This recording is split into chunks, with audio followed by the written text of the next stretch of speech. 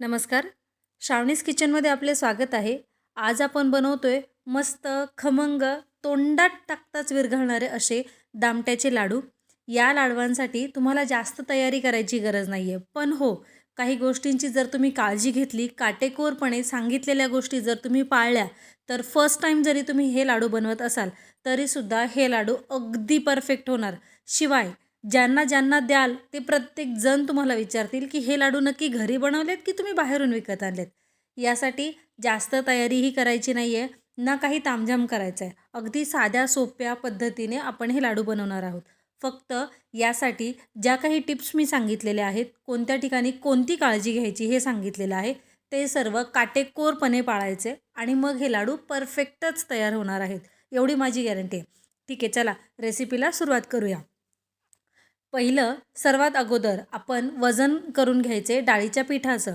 डाळीचं पीठ मी अर्धा किलो घेतलेलं आहे. तुम्हाला हवं त्या प्रमाणात तुम्ही ते कमी जास्त करू शकता. ठीक आहे. पण पीठ घेतल्यानंतर ते चाळून घ्यायचे, म्हणजे पीठ मळत असताना आपल्याला ते इझी होतं. यामध्ये घालायचे अगदी थोडंसंच, पाव चमचाच मीठ घालायचे. अर्धा किलो बेसन पिठासाठी पाव चमचा मीठ अगदी परफेक्ट प्रमाण आहे. ठीक आहे. यानंतर पाणी घालून घ्यायचे, पण पाणी एकसाथ नाही घालायचे.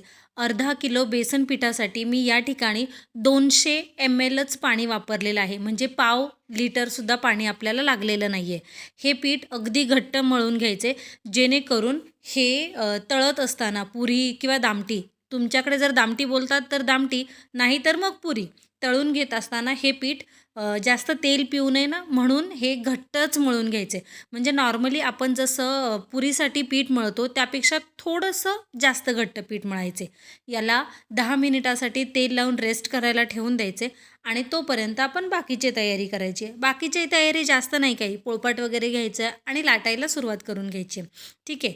यानंतर याचे गोळे करून घ्यायचेत. ना जास्त मोठे ना जास्त लहान, नॉर्मली आपण जशी पुरी बनवतो अगदी त्याच आकाराची पुरी जरी आपण बनवली तरीसुद्धा चालेल. या सर्व पिठाचे गोळे करून घ्यायचेत आणि त्यानंतर मग पुऱ्या लाटायला सुरुवात करायची. पण हो, सर्वात महत्त्वाची गोष्ट, पुऱ्या जास्त लाटून ठेवायच्या नाहीत.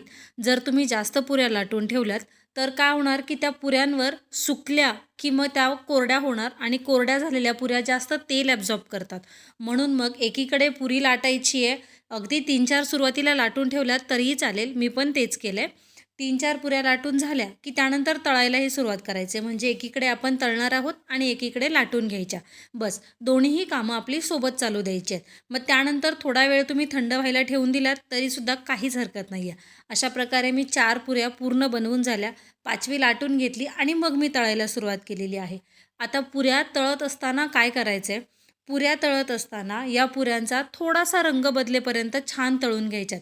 बरं, सुरुवातीला गॅस फास्ट ठेवायचा आहे, जेणेकरून तेल चांगलं गरम झालेलं पाहिजे.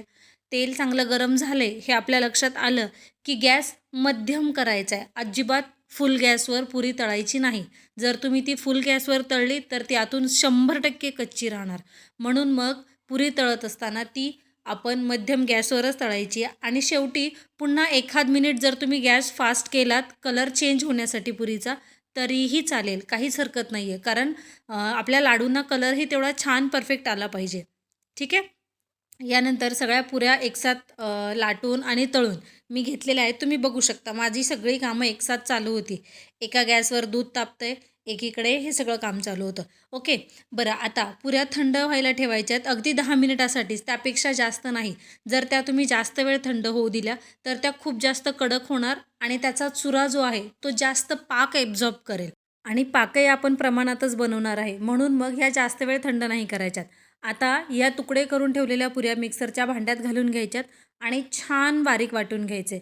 अगदी आपण नेहमीचं जे पीठ असतं त्यासारख्या नाही, पण आपला जो रवा असतो ना, लाडवाचा रवा, मोठावाला रवा, त्या प्रमाणात जरी तुम्ही बारीक करून घेतलं तरीही चालेल. आणि हो, ज्या कढईमध्ये तुम्ही हे मुरायला ठेवणार आहात पाक घालून, त्या कढईमध्ये किंवा भांड्यामध्ये हे सगळं साहित्य काढून घ्यायचे, चुरा सगळा काढून घ्यायचा आहे. मला 3 वेळा मिक्सरला लावून घ्यावं लागलं, कारण 12-15 पुऱ्या झाल्या होत्या. मी मोजल्या नाहीत ॲक्च्युली. ठीक आहे, असो. यानंतर या आपण चुरा करून घेतला आहे त्यावरच घालून घ्यायची आहे वेलची पूड आणि त्यानंतर घालायचं आहे जायफळ. आणि हो, तुमच्याकडे जर जास्त कोणाला पोटाचा प्रॉब्लेम असेल तर यामध्ये आवर्जून सुंठ पावडर घालायची आहे. सुंठ पावडरमुळे चवही छान येतेच, पण शिवाय हा लाडू पोटाला बाधत नाही. ठीक आहे. यानंतर आता पाक करायला घ्यायचा आहे. अर्धा किलो बेसन पिठासाठी आपण अर्धा किलो साखर वापरायची आहे.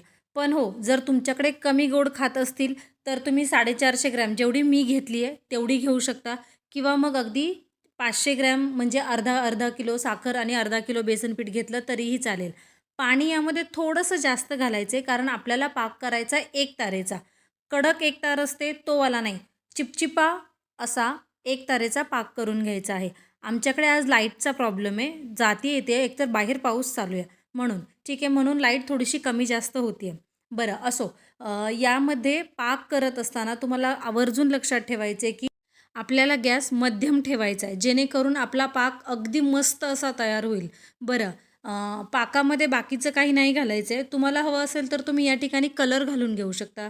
मीही येल्लोवाला फूड कलर घालून घेतलेला आहे.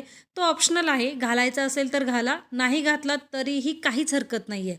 जनरली मी नाही घालत, पण आज व्हिडिओ बनवते म्हणून घातला आहे. ओके. बरं, यानंतर आपला पाक अगदी तयार आहे. तार किती आली आहे ते चेक करायचे. मी चेक केली तर मला बरोबर वाटली, पण ती व्हिडिओमध्ये थोडीशी जरा कमी दिसते.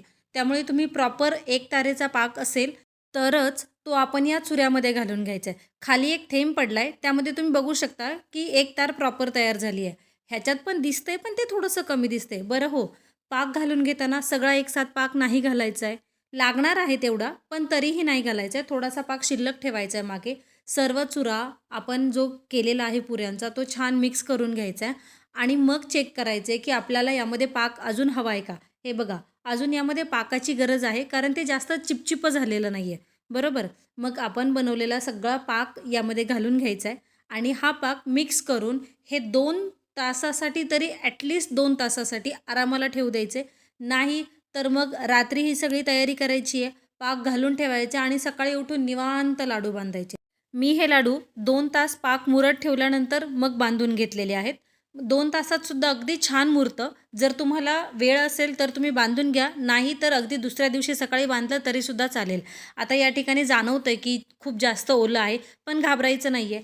जसा जसा पाक मुरतो तसं तसं यामधलं पाणी कमी होतं. हे बघा, हाताला अजिबातही चिकटलेलं नाही आहे, म्हणजे आपला लाडू परफेक्ट तयार होणार आहे. बरं, आता मी तुम्हाला सांगणार आहे लाडू परफेक्टली बांधायचा कसा. 2 हातांनी 1 लाडू आपण बांधतो जनरली, पण आपण 2 हातांनी 2 लाडू एकसाथ कसे बांधायचे हे मी तुम्हाला आज या व्हिडिओमध्ये सांगणार आहे. ठीक आहे.